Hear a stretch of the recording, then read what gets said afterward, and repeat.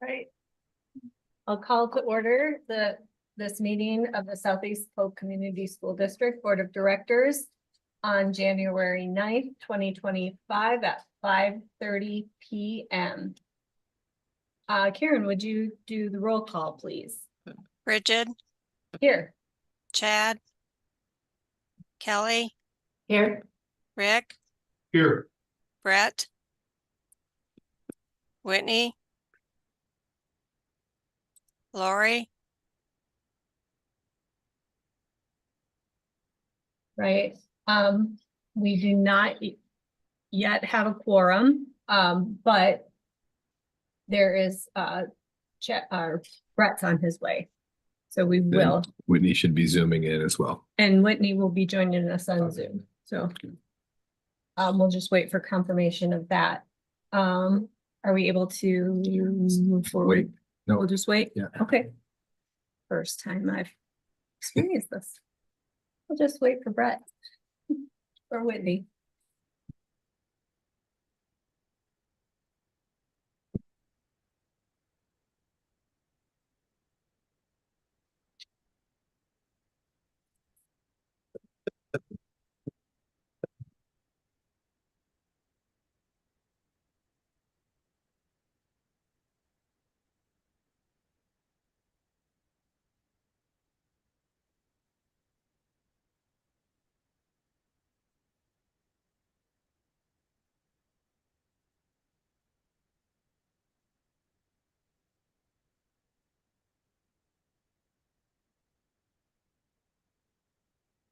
So I gotta find my red text.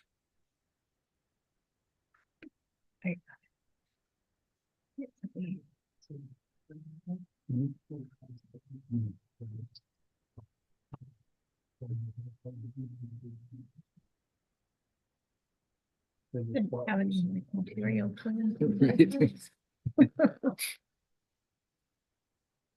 They're physically. Oh, he's at the Hy-Vee stuff. Okay. It's our next thing requires. Oh, so you can. Sorry, yeah. Realized everything in the first part. Well, when we get to the vision and mission, you do it? Okay.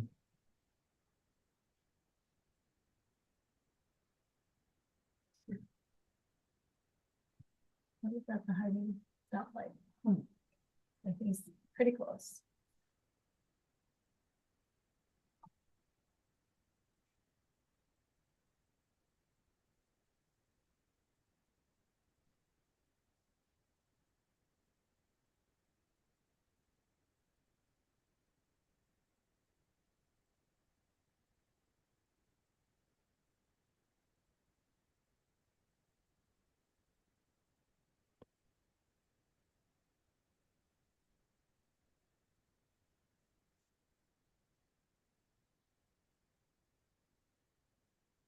On the Zoom. Okay.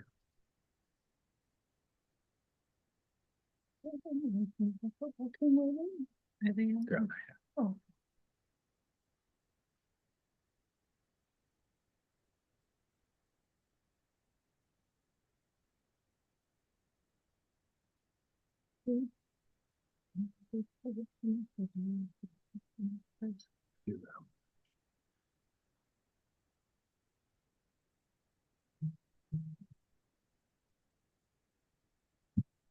Oh, Hey. party for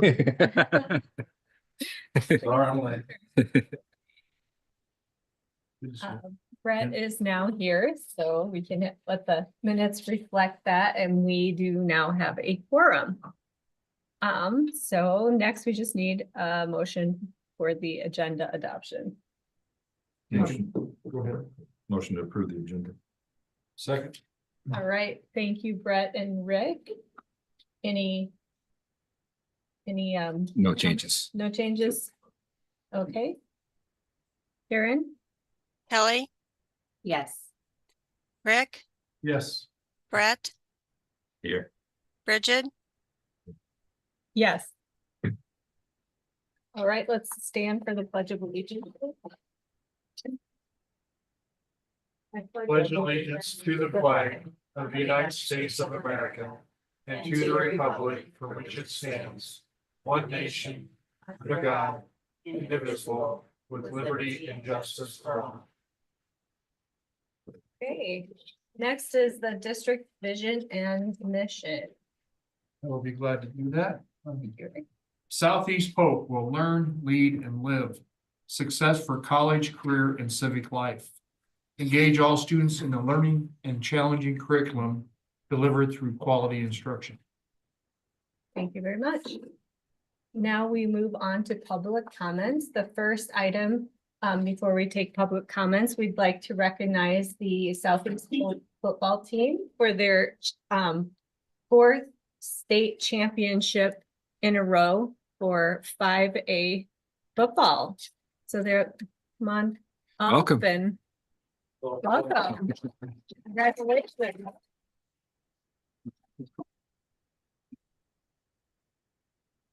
Usually you travel with more than this, but tough time of year, tough time. Wrestling If he meet. wants to, or. Do you want to say anything? Do I need to use my phone? You do. I do. Oh, here, or is this one? Okay. Okay. Yeah, just,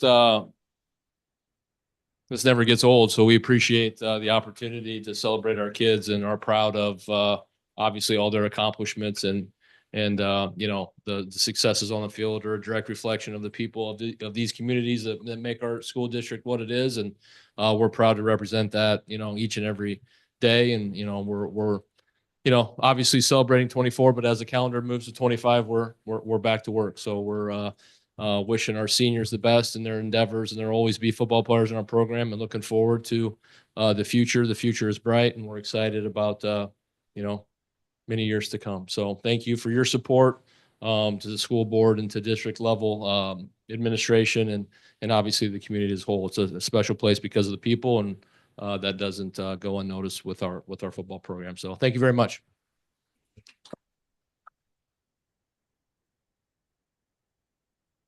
I would just like to say this is amazing. I'm not surprised with the coaches you guys have, the success that you have, but the hard work. I've been around high school athletics a long time, just like Brett and everybody here.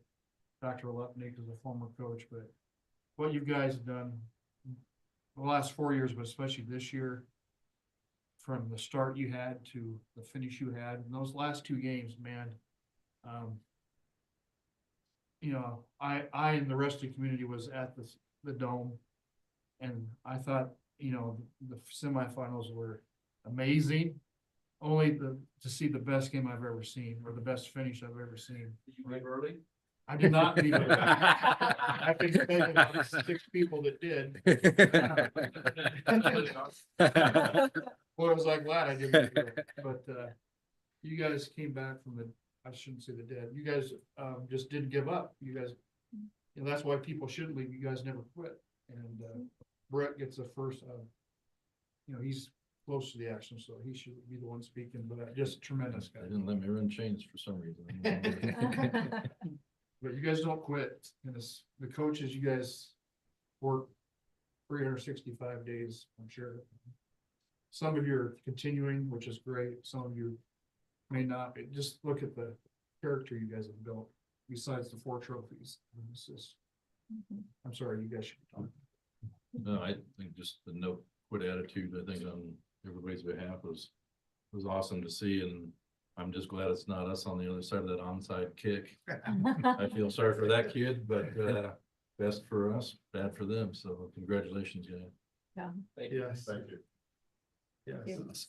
Can I grab a picture quick? Sure.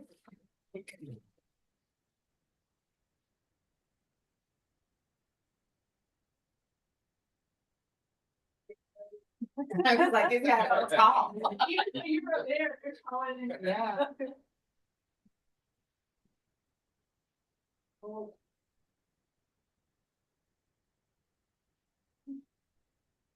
Here we go. 1, 2, 3. Everybody smile. 1, 2, 3, and one more just in Say case. 4. There we go. Congratulations. Thank you. Thank you. Congrats. Thank you. Thank you. You're like that. I'm taking some for you. Oh, you are? Yeah, okay. Okay. Thank you. Yeah. We'll see you. Yeah. All right, are there any other public comments? Anybody else? Doesn't look like it. We will go ahead then. We don't to the consent agenda. Motion to approve consent agenda. Second. All right, we have a first and a second. Before we move to the vote on that, I have some comments that I would like to share. Looking at this list and now, like, I didn't expect I'd get emotional, but I kind of feel that way. Looking at the list of our early retirees, especially that are leaving, there are some really amazing people who are like, who I think of when I think of Southeast Polk on that list. And it's, they're such a big part of our community. I know that they'll still be around, but I just want to give recognition and thank you to the retirees who are leaving Southeast Polk at the end of this year for all the hard work that you've all done, and everybody, you know, who might be leaving as well. But we have quite a few retirees and we will miss you all. So any other comments? I echo, all the early retirement people, thank you so much. You had to have been here at least 15 years, so that's fantastic. And, many of you have been here longer, way longer than that. And Gary, I glad you're not leaving tonight. I'm glad I have a few more months always with you, and Karen, who's listening. I mean, the list, like Bridget said, is just a little bit overwhelming of our loss. Hopefully, our new HR person can, hire some good people, but, No pressure. because the list is gonna be hard to replace. Thank you for your service. Thank you. Yeah, I would throw in the same thank you, and I'll give you a number just to kind of underline it even more. 607 years of experience on that list. 607 years.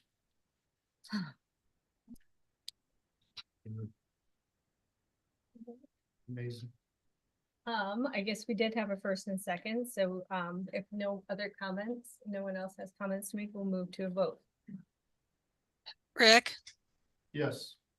Brett, Yes. Bridget, Yes. Kelly, Yes. Okay, moving on to new and old business.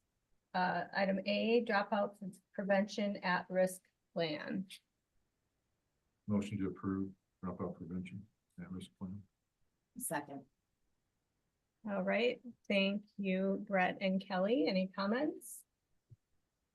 Just 6 amazing programs that we do a lot for this. We try to have a plan for every student. We try to teach them all. That's graduate them all. That's great. For sure. Okay, we can go ahead and vote. Karen? Rick, Yes. Brett, Yes. Bridget, Yes. Kelly, Yes. All right, item B, the dropout prevention at-risk modified supplemental amount. Motion to approve the modified supplemental amount. for Second. dropout prevention. A second.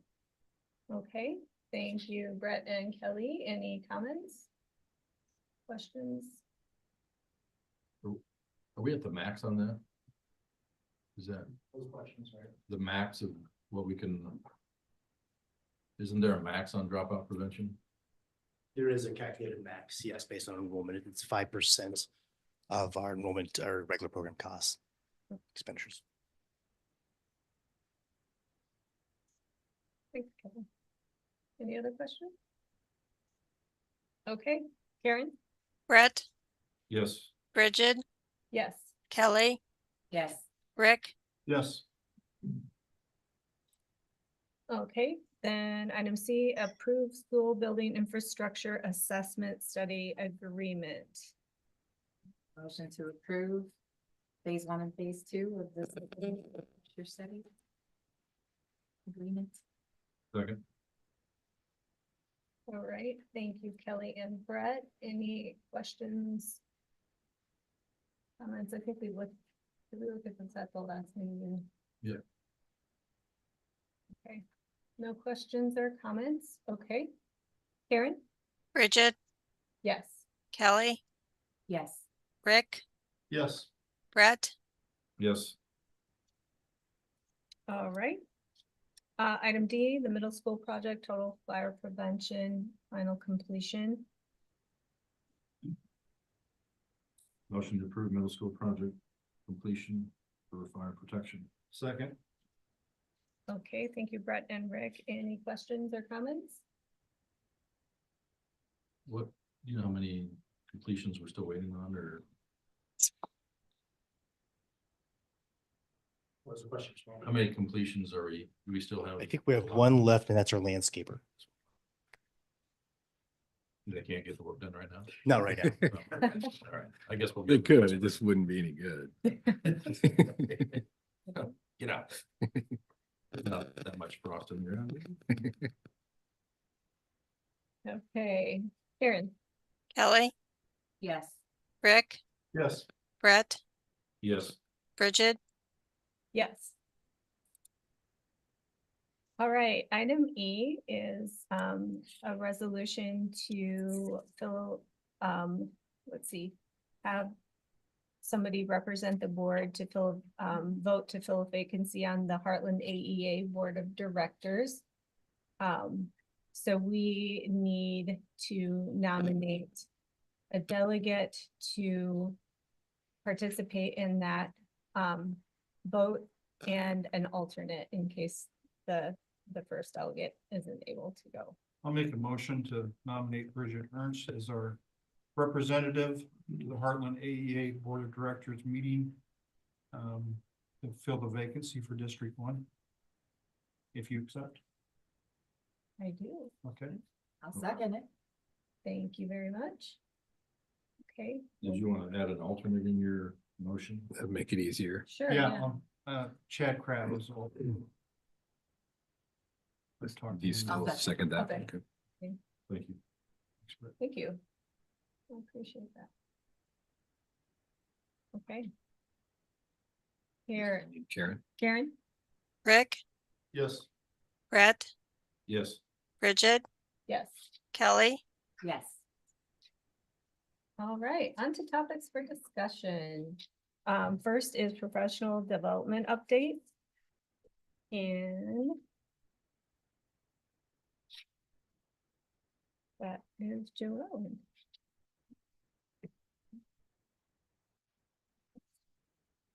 Good evening, board. I wanted to share a little bit about our upcoming professional development, but really most of it is forecasting into the summer months and thinking warm temperatures. So on January 20th, much of the secondary building will on the Leader in Need 7 Habits initiative. And elementary will be working on an analysis of mid-year FAST data for early literacy and then their building school improvement goals. But for all staff on January 20th, we will be having a kickoff for the institute that we are hosting this summer. And we're not, well, we're hosting it, but it's through Solution Tree, the PLC Institute. And Rick, I think you mentioned earlier about the at-risk programs and meeting the needs of all students. That's the name of this institute, All Means All. And Solution Tree has done some work with a book called Yes, We Can, and they've had such good success with it that this is the first ever nationally hosted All Means. And we have reserved some seats for Southeast Polk teachers, but we will have teachers from all over the United States participating. They have 600 seats and the analytics indicate that it will sell out. So we are very proud to be the host of this particular institute.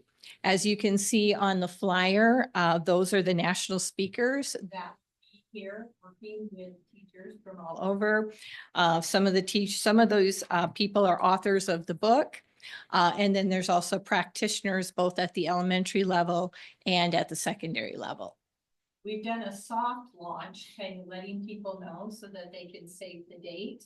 But our official kickoff to let teachers know and give them the opportunity to sign up for this will happen on January 12th. So we're really excited about this opportunity. The focus of this is general education and special education teachers collaborating together for student success. And it even goes beyond just the general ed and special, but any students who get extended services, whether they be an English learner, a talented and gifted student, one who needs that additional at-risk. How do we work together as a system to make sure that all students see success? So that will be the focus of the Institute, 2.5 days in June, and there'll be a lot of people able to see the wonderful. That's exciting. Any Pretty bad. Sounds great. We're very happy to host and we're happy we got things out these teams before it went out to others. So, Yes. we all have our team. I hope everyone who wants to is able to. We're gonna work really hard. Good. Looks like the next item is also yours. Thanks. Okay, Hear that? attendance update. I'm assuming that's you. Yes, it is. So, just wanted to give a little bit of an attendance update. I know that's been a high priority of the board. We've talked quite a bit about it. It is a high priority here at Southeast Polk, one of our district goals. And so I just wanted to share a little bit, some of the actions that we're taking and where we are in the process. So we have talked about this before. Chronic absenteeism is defined as missing 10% or more of school for any reason. So it really isn't looking as to whether it's excused or unexcused. It's looking at the amount of time that a student would be missing instructional opportunities and time for learning. So as we know, there were laws passed for this that related to chronic absenteeism as well in the state of Iowa. So nationwide, chronic absenteeism nearly doubled from 16% to 30% after this pandemic. And Southeast Polk mirrored that. We went from about 15% to 29%. So we mirrored what people are seeing nationally. We're not alone in this. Many schools are seeing this. And of course, we know if students are not in school, they're not learning. And it has an adverse impact on school engagement, how they feel about school and the relationship building. So then that has an impact on social emotional development, not being with your peers every day. It also has an impact on executive functioning and how you interact with others and how to handle when you're angry or frustrated or upset. And then, of course, we know that it adversely impacts academic achievement. So here's just a couple of examples from our district. So last year, of our K-1 students who met the literacy benchmark, 84% also met their attendance goal. And then for the students who did not meet their literacy benchmark, 69% met their attendance goal. So those who were here had a much higher chance of meeting their goal. And then when we look at high school, of the high school students who were proficient or advanced on math test of IFAS last year, 87% also met their attendance goal. And for those who were not proficient, 62 met their attendance goal.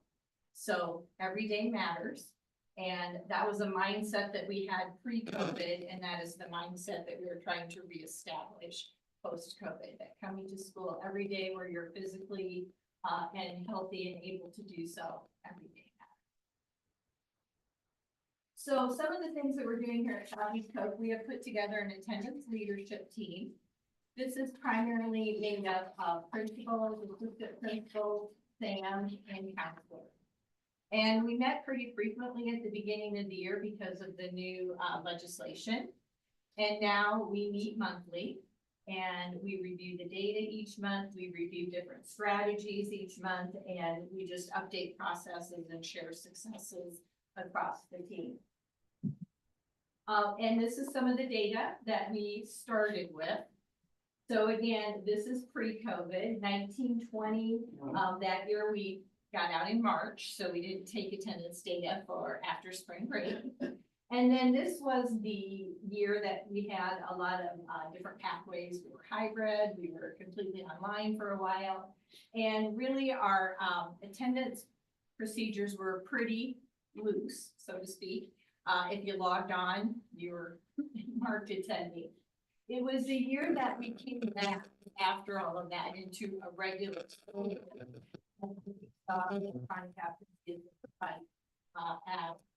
Across the United States. And you can see since then, we are showing a steady decline in the right way. So we have some things in place that are putting our data in where we want to go, but we want to get it even back to those pre-COVID numbers. So we have that leadership team, and those are the things we look at. This is one of our data slides where I'm going to say we want to be lower. Usually we want to be higher, but on this one, we want to be lower. And the green line shows this time last year, and the blue line shows this year.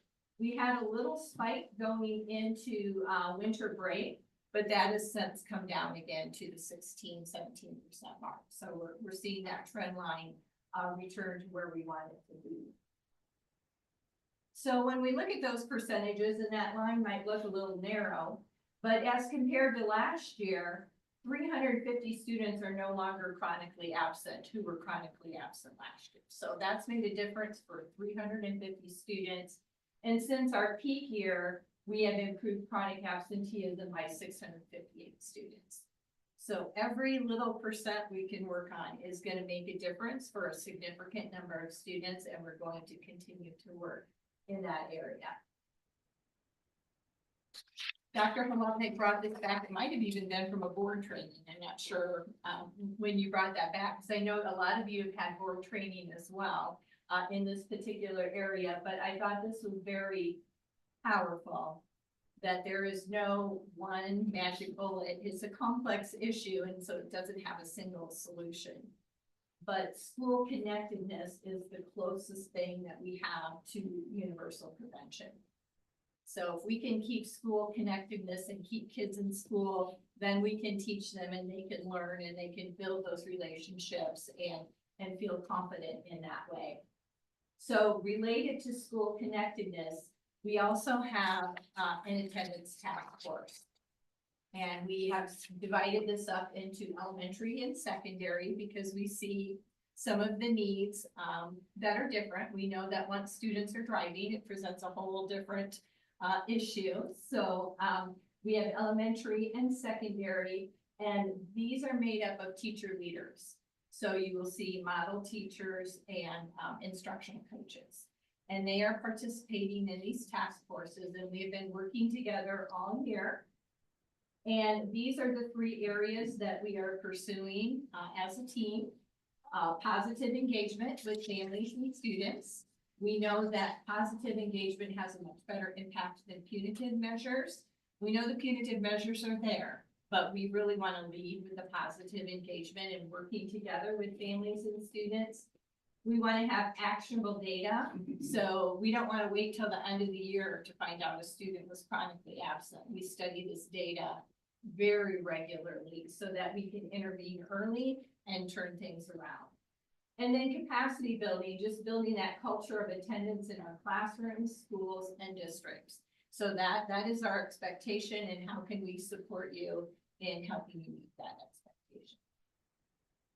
So as we wrap up the task forces this year, we're continuing to meet. We have a middle touch base meeting here coming up in another week. And at the end of the year, we're going to compile all of our findings and put together some recommendations for all buildings across the district to continue our work in improving attendance at South. So ways to go, going in the right direction. I don't want this to come off negative, but get a lot of people on committees. Yes.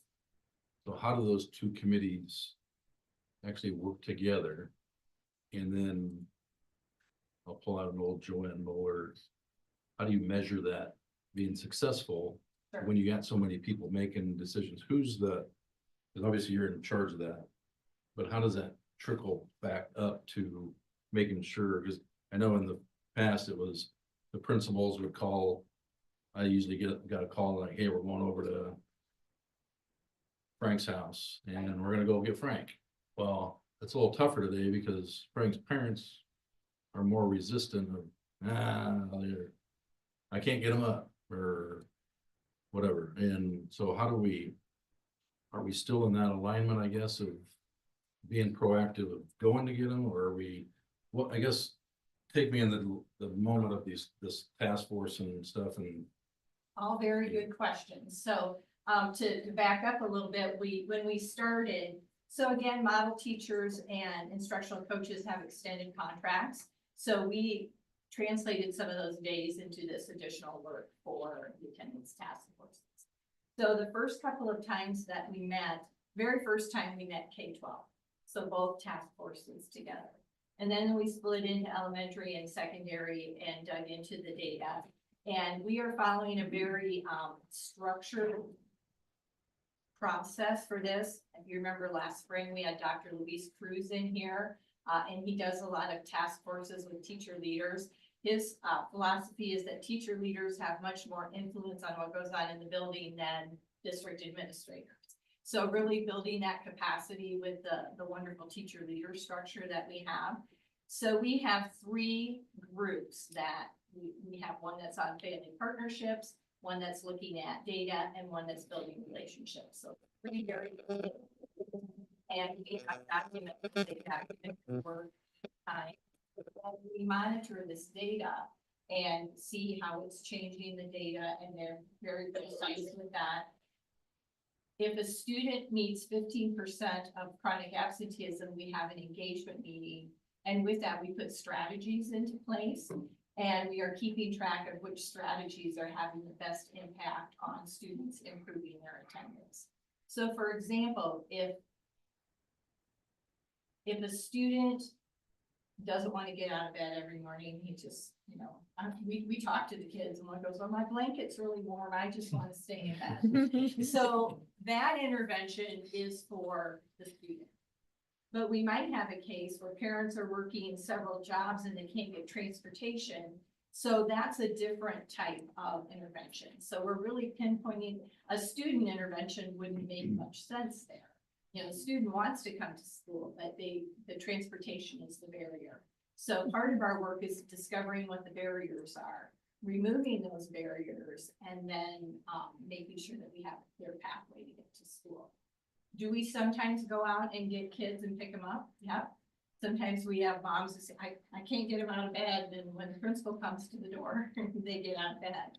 But we have 7,400 kids. We can't, that can't be a long-term sustainable strategy. So we need to work on some of our other structures and then save those, go out and get them for the few kids that we can do that with. But are we doing that? Yes, we are doing whatever we possibly can to get kids in school. And you may not have this on your top of your head, and I don't want, I'm sorry I didn't ask this ahead of time, but what's the percentage that's going to truancy? Are we? I can tell you that, and we'll talk about this a little bit in policy because we just got some of the truancy things updated later on. And the truancy portal just opened in January 1st.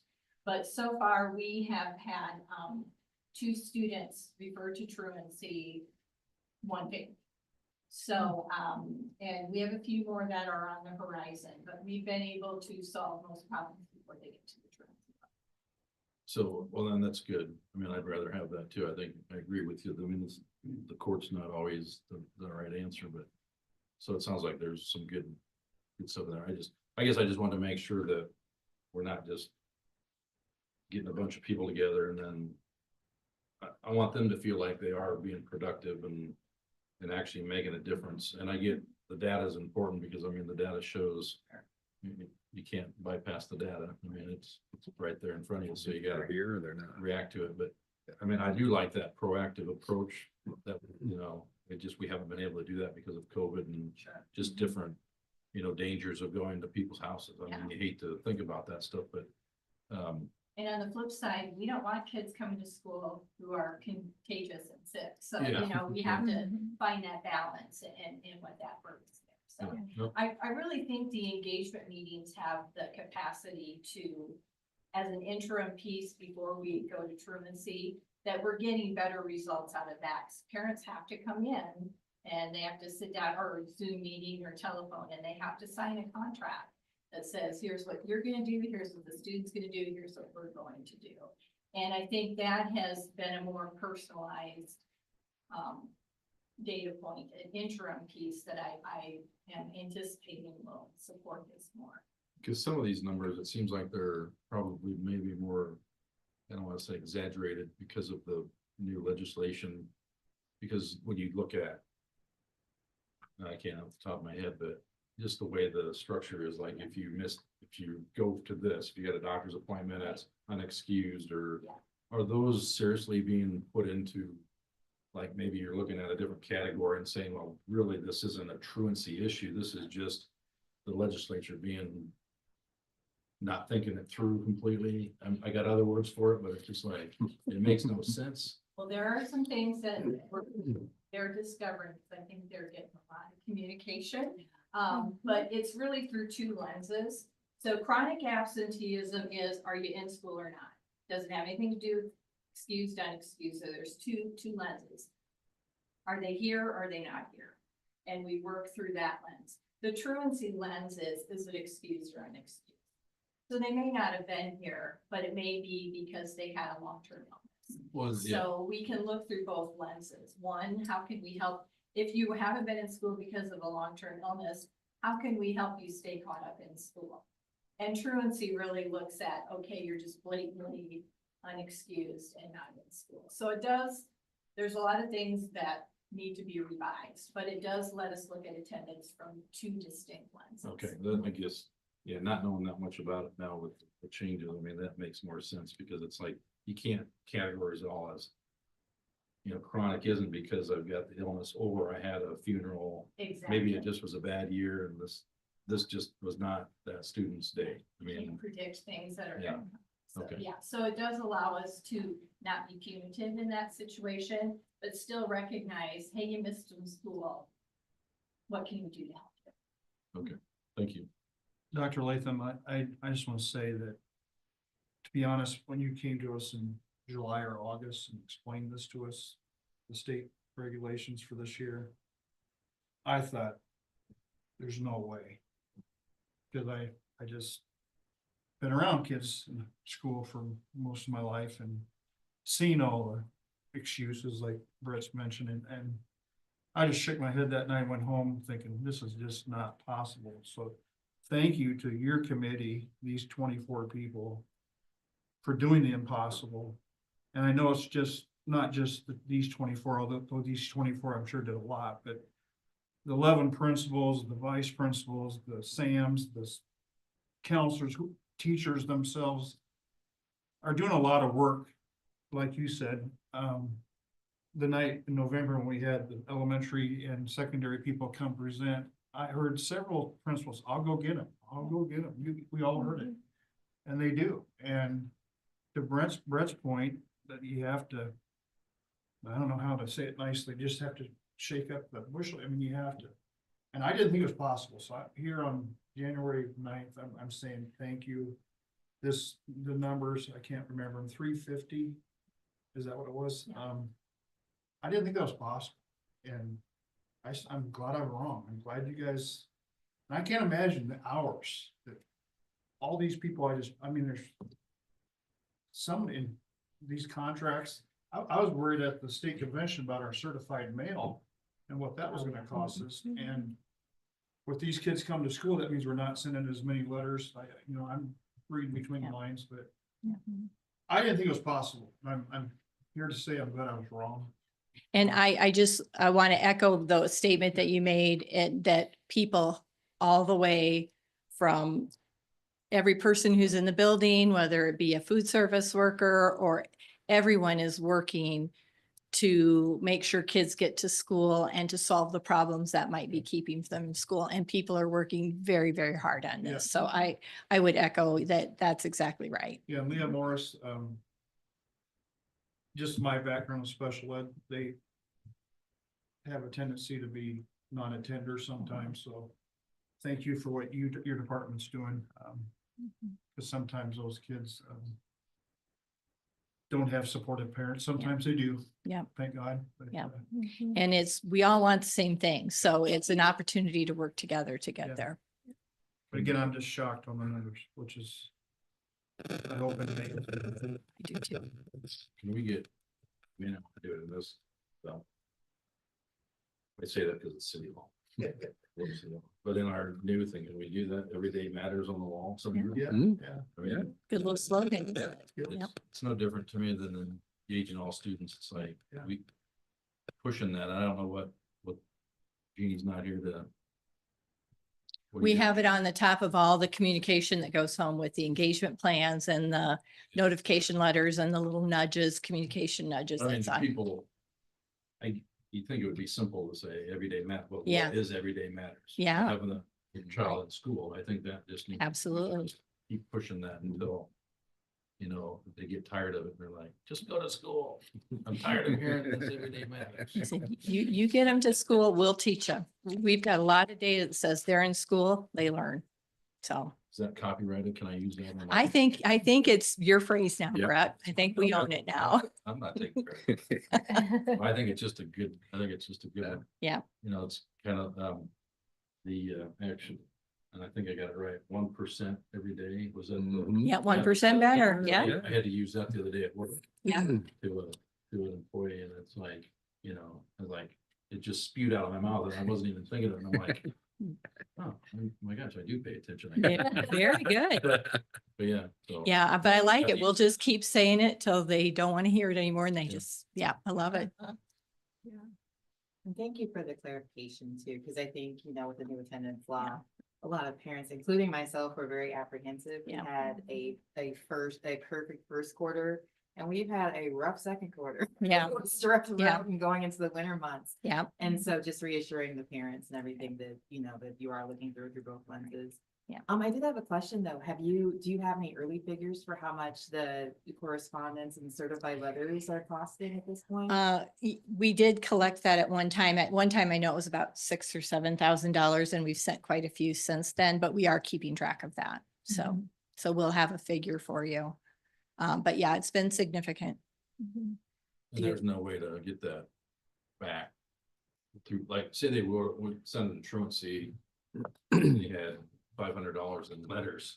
Can we Well, get that back from them? By law, we only have to send a certified letter once. Okay. And so we have made a decision as a district that you could send it more than that, but we will only send it once. And after that, we use other forms of communication to work with Can we parents. get the people that call for your car warranty to keep calling? It's a good idea.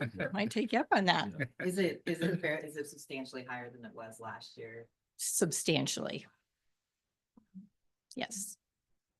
I've reassured parents who have been very concerned and questioned and frustrated about, the change in policy. I've reassured them about the efforts, like the positive Mhm. efforts that the district, like, everybody who is on these teams, everybody who works in the school is trying to make every day that we've been working on it since before that change in legislation and we saw it starting to make a difference already. We know that positive approach. And I've just said, well, you know what, please write your legislators. There you go. Will have the most impact. So, Agreed. We've tried to shift the conversation from what's wrong to how can we help? And that has made a big difference. So. it's fantastic. Thank you. Well, thank you very much. Okay. Thank you. Thank you. Okay. And then item C is the fiscal year 26 staffing plan.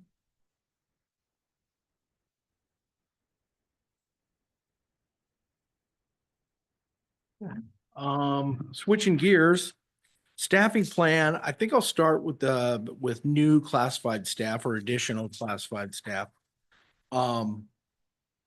Currently, we're proposing that we move one of the office secretaries from part-time to full-time at Clay. K-5, they're at 658 students and 25 teachers. there's just a whole lot of traffic in that office and maybe a whole lot more than you might see in your garden variety elementary school. So we're wanting to take that person from part-time to full-time. The second part of the classified additions involves a part-time library clerk at the middle school. What we're running into is it's difficult currently without this person to have the library open all day, every day. There are certain times when it shuts down, and that's got to be like a school sin of some variety when you shut your library down. And I know the people in the building and those of us over here like the idea of all of our libraries being open all day and accessible for kids and teachers for their use. So that would be an ad there. A year ago, we had an administrative assistant who retired, and we did not rehire that job. But I wanted to include this so that you all would be, just aware that number one, we are going to replace that job that wasn't replaced a year ago. But we knew this was coming, and we knew that part of the high school was going to move to where Spring Creek currently is, and that that group of teachers and kids and families need an administrative assistant at the front desk to basically, with all due respect to Corey, who will be the principal of that building, but somebody needs to run the show, and we all know it's the secretary. Sorry, administrative assistant. So we're going to rehire that person in that role. And then the last classified additional staff would be a special education associate. We've got an increased enrollment in special education, and IEPs are pretty specific in terms of how much time our associates legally spend with our students. So we're gonna have to add one more there. Any questions about classified ads? And from here on out, just so you know, I generally don't talk about the classified staffing plan ever. Probably thankfully for the organization, I don't. But after Dr. Belger left us in October, somebody had to do it. And I said, sure, I'll do it. I'll do the other half. Why not? And then everything moving forward. So any other phases that come from this, you'll be hearing from Anthony on that front. But I just wanted to make sure we didn't get behind and we stayed in pace with hiring people and having a vision, at least human resources wise, about how we should staff our ever-changing system. So that's why I'm talking about this one. But beyond that, I know just about nothing about classified staff, and I could have dropped to my knees and done a prayer when Anthony showed up, but it really has not been too cumbersome. It's just a little bit more. But I'm sure he appreciates you not waterboarding him on the first week. but we are sure glad we couldn't be happier that he's here, and he's truly made a big difference in the short time he's been here already. But any questions about the classified side? Okay. And if you flip, I gave you a hard copy, and there's also the electronic one that I put on, on Assembly for all of us to look at. But if you flip the page over, it's got the yellow ram horn at the top of it. This is the on the certified side. A year ago, the first three positions were approved, and it's the three SAMs, one going to Altoona, one to Centennial, and one to Delaware. I think listening to Dr. Latham's conversation with you all about attendance, if I had to pinpoint one area where it made this possible, I know, Rick, you had questions about, can we even do something like this? Our SAMs to this point, this is honestly, attendance is what they live for. It's what they exist for sure. And I'm not shining the boss's shoes here, but that was Dr. Lubnick's idea when he decided, hey, we could use SAMs in a different kind of way. And this is what it could look like. So he really did foresee this coming and having an answer that has been a really good one to this point. But kudos to the SAMs for the work that they've done to this point. I'm excited about to get the next three on board, so it becomes a much more universal literal human resource that we can use to continue that work and maybe even get those numbers on the bad side of the ledger even smaller. So we've got 3 SAMs up front and then other additional staff at Clay and Willowbrook. As you might imagine, those buildings are growing. And as a 4-section first grade class becomes a second grade class, we're going to need 4 sections of second grade. Well, currently we have 3. So that's where that ad comes from. And it's where the ad that at Willowbrook in 5th grade, where that one comes from as well. The one point, oh, go ahead. Do we have the extra classrooms though in those buildings? We're about down to the end of it. Well, that's what I was wondering, because I know this is taboo to talk about, restructuring, attendance centers and stuff, but would now, I mean, we're still 2 years out, would now be the time to, shift some of these families to other buildings that have, or is it just because of that first grade section so big, we're just trickling down? And are we anticipating the kindergarten classes being so? Okay, there's a lot in your Yeah. question there. So let me read that. So we can't predict kindergarten. Nope. But obviously, first grade at Clay probably Mhm. had, from what it looks like, already has 5 in there. So Right. I'm assuming we're just adding that second grade teacher, so it's really not necessarily. I think I just answered my own question. Probably not Mhm. conducive to shift those kids, Right.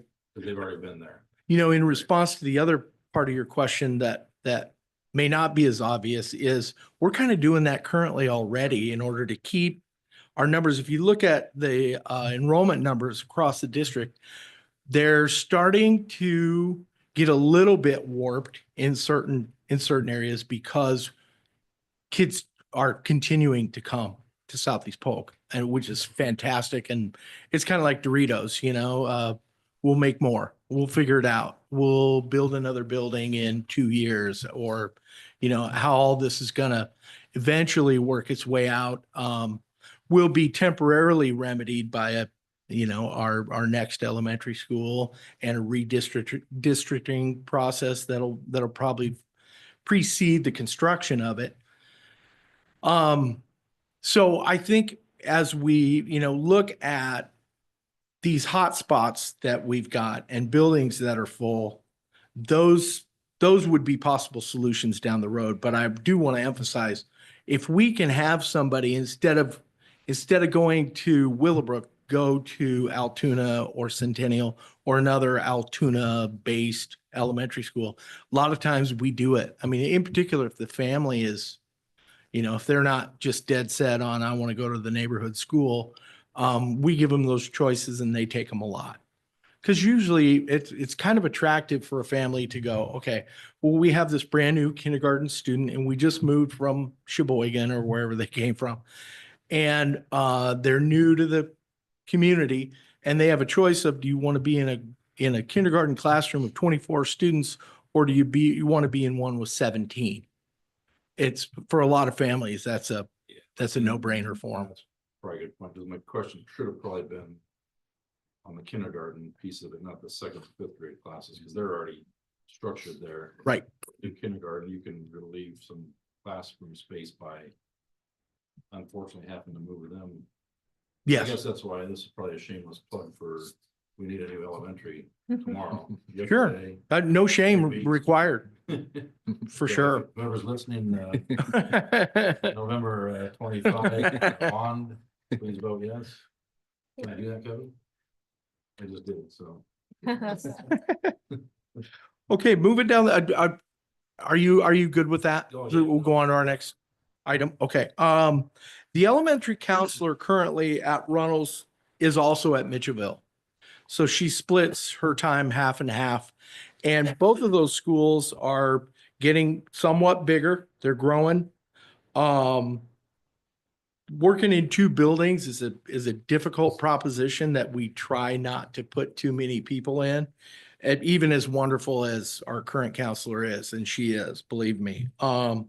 But we've got enrollment and caseload increases, and as we've talked about tonight, responsibilities for a guidance counselor grow just with each new piece of legislation, they grow. And with each new idea about, I don't know, doing more with classroom guidance or social emotional learning pieces or Leader in Me or all of these other sort of hidden curriculum things, not hidden in a nefarious way, but just not reading, writing, and arithmetic. When they're doing classroom guides, it's a lot. It's a whole lot to put on one person. And so what we wanted to do was go ahead and have that person serve one building, and we'll hire the next elementary guidance counselor. Pardon me? Yes. That person chose to stay at Mitchellville. That's why Reynolds is there. We really haven't pressed her for a choice, Okay, that's what.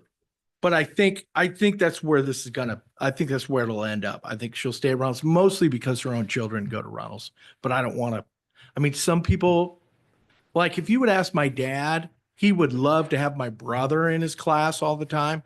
But when little Joey came through, I'm not sure he'd have been all that excited about it. So I think he probably would have liked to have been in a different building. Yeah, I think that makes. I mean, But that's completely, obviously it's completely up to her. And yeah, I just seen Reynolds, so I assumed that. I didn't want to be the assumer, but I think that's a good one, just because of, a lot of mental, You bet. illness and just issues that we have nowadays, and just overall, things in the world that are not the Yes. same. It's but yeah, it really, I think you hit the nail on the head with it. With this list every year of ads, it's always geared towards something changing. With the guidance counselor, maybe a bit of the world has changed and they have different areas of concern that not only they notice, but we notice, you all notice, maybe the world notices these things, and they require attention, time, and effort. I think what you'll find at both at the middle school and the high schools, we've got a need for an additional special education teacher in the behavior program and a level 1 teacher. And it's the same case, middle school and high school. And the reasons and rationales are fundamentally the same, is that we have an increase in students with behavioral needs, and we have this need to decrease our roster sizes for our BD teachers so that they're working, with a more finite number of kids rather than, large groups of kids. And then with the level 1 piece, we have an increase in students with IEPs. And again, we're looking to decrease their caseloads as well to make sure that they're under, because they are under the auspices of our service delivery plan. I mean, we have recommended ranges in there, and we're either at them or over them in a couple different areas. And with Leah's leadership, we're going to try to work on shrinking those roster sizes a little bit. I'm sorry for all the questions, but out of the 4 special education teachers being asked for, why are those general? Why wouldn't those be out of special education? They are, but with the general fund, it kind of overarches the special ed So we funding. take it out of there, and then we do the. It's still general fund, but we can get authority for that change on the back okay, end. that's what Yeah. it's- And then there's a couple stipends here in music. When we added 6 and 7 together, the demands on our music folks went up to extra concerts, extra opportunities. The best part of these 2 stipends, I feel like, is there are more musical opportunities for our students that are provided by both of these. In particular in 6th grade. We've always kind of had 7th grade instructional or instrumental music and 7th grade vocal music, but those would be literally straight up ads in grade 6. It's just something that honestly, I didn't anticipate it a year ago when we were adjusting everything. And we being Mr. Ballin and I had a conversation about, hey, our 6th grade people are doing every bit as much work as our 7th grade people are doing. Why don't we stipend everybody instead of just 7th grade? So that's really where that one came from. At the junior high, there's just one ad. We've got a program edition. It's the Project Lead the Way course. It's a computer course called Computer Essentials, I believe.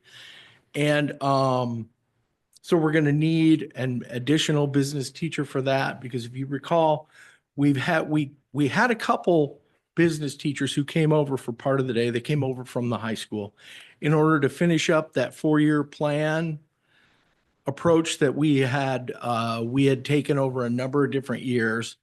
And then they next year will be pulled back. So all of a sudden it does open a need. They'll be pulled back to the high school, and they'll just be full-time high school folks, because we will have caught everybody up with the system that has kids building a 4-year plan, living the 4-year plan, and then hopefully moving on in life and realizing that plan. So that's what the business teacher is going to be up to. Project Lead the Way, Computer Essentials, and then the two special ed ones we talked about earlier. It's a big list. It's a lot of folks. You know, you start thinking about, we're retiring 13 and then we're adding all these. It's going to be a busy year around the district, no doubt, hiring people. But if you recall, a year ago, we hired 65 people total when all the shouting was over. So this is just the beginning of whatever the final total number is going to be. I think your list is great. I appreciate the music at the middle school, getting the stipend. So I've seen that firsthand, and they work really hard. Yep. And your bottom list of future, boy, there's a need for all those things, and thank you for having that list. Now, on my last question, I think I know the answer, because I think the fund might be used up, but we're almost to the middle of January. For the last several years, we've hired a building full-time sub in the second semester. Mhm. Do we just not have the money for that this year? I would say, in terms of the funding source that we used over the past few years, yeah, we're fresh out of COVID, for lack of better terms, COVID money. But I know we've recently had a couple different conversations about, well, it still doesn't erase the need Right. that we will That's my likely point. have. Beyond the idea that people just would come to work. I mean, I think that's predicated on all of it is, hey, these are tough times, and it's tough times to find subs. So at every turn, if you can feasibly get to work, come to work. We don't have to substitute for you. Besides, that's why we hired you. We like you being in the role that you're in. So that'll be a push that we'll have here for the rest of the year. But we have talked about, okay, how could we get a smaller abbreviated pool of people and move them almost like the old Hayden Fry phrase about scratching where it itches, where we could bring in some people, and wherever the greatest needs are, maybe we could distribute them, you know, on a 1 or 2 day basis, like do 2 days over here and 3 days in this building and a couple days over there. So it'd be an abbreviated group. I always thought it was a brilliant idea to second semester have that extra person in the building. Excited. Well, thank you. We all go to a school at the beginning of the day, and the secretary or whoever is making calls, trying to correct the classes, or they're calling teachers to. You Yes. cover this class, you cover that class, and if you have that extra person, it's just. Yes. It would take the pressure off. At the high school, it would take the pressure off, what, 6 people, 5 people, Steve? In the schedule they run under? Yeah. So it'd be 5 people just having a normal day. That'd be, Right. it's nice. That was my point, yeah. Just. Wish it could. But yeah, when and if we come up with something that where we land and a plan that we like, I'll certainly run it by you all. Does anybody else have any? I know I've been talking to. I guess with Dr. Latham's presentation of just the needs of things, I asked this last year when this was proposed to us on the SAMs. Would there be a need just to get all those SAMs hired this year? I mean, I know it's not, to me, it seems like when you listen to those things, the need is there, they can be utilized. It's why wait another year just to, I mean, I get it, it's money. I know it doesn't grow on trees, and it's made out of trees, but it doesn't grow on trees. We hope it would. But I guess I just, it seems like those are something that needs to be. They're being utilized. And I guess I don't know why we wouldn't. I mean, I get it. If it's just money that you're saying because we want to budget it, sorry, Kevin. I don't know. I think that's been part, it's certainly been part of our conversation is, at what point does, Kevin tip over and say, Joe, I'm going to choke you if you spend any more money. But I think the other piece is our SAMs to this point anyway, and maybe we'll move away from this trend, but our SAMs have come from our own ranks. So we're, let's say an English teacher wanted to be a SAM, they went back, got their master's degree, and they have an eye on administration down the road. So we would take them out of the English classroom and move them into a SAM role, which is effectively what we've done. And but then it leaves you going, okay, well, we still need to hire an English teacher. So I think part of when you start playing the numbers game, like I said, I know a year ago we hired 65 people. And I would say this, our principals did a bang up job of doing it. It was what the work they did was, I think it was the best hiring season maybe we've had in the last 15. At least it felt that way to me because we got done and we were done a month early. And I went, this is amazing. These people are amazing. And then you meet these new teachers we have and they just blow your doors off. They're excellent. So anyway, I think that was part of why we wanted to sort of string this out so that if we're, even though we're technically hiring a SAM, we're really hiring a SAM and then hiring a teacher right on the heels of it. So it's a two for proposition. So in order to keep numbers maybe a little more manageable, I think that was the other half of the conversation we had. Yeah, I guess I'm just one of those, it's just like, it seems like they've broadened more than what we talked about the original inception of these, and I don't know, I guess I've made the point. I mean, I just Sure. think Yeah, it's something we can look at. We can cost out, like share that with you. And it is what it is. I'm not gonna die on that hill, but it's just like, I think they have some good purpose, and it seems like they're being utilized in a, productive way where they're, what's the difference of 12 months? I mean, you gotta come up with the money somewhere.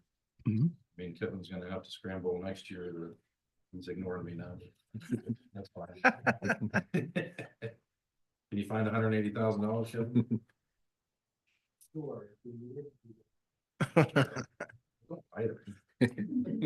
Yeah, I think I got a different answer when I asked you that. Well, yeah. I think it was more like, why are you in my office and why don't you leave me alone? He's being polite because Or something like that. That's right. He's being nice. We're in public. Later, it'd be like, just get off. Anyway, I hope you seriously consider just because I think they are. And I would say this, in fact, I just met with two of the principals this week in talking through we meet monthly anyway. And I just flatly asked, how's the SAM thing working out? And they both couldn't fall over themselves fast enough to talk about what a difference the whole SAM concept is making. And they're super happy with the people that they chose, which makes us all feel good because these people came from our own ranks. So we're moving up, or maybe not moving up, but we're moving over, our own people, and to be that satisfied with a brand new job and they're learning and working all at the same time is really gratifying. Yeah, I mean, there's no SAMs in this room that would understand that. They're not supported, are they? Any other questions? All right. Well, thank you. Thanks.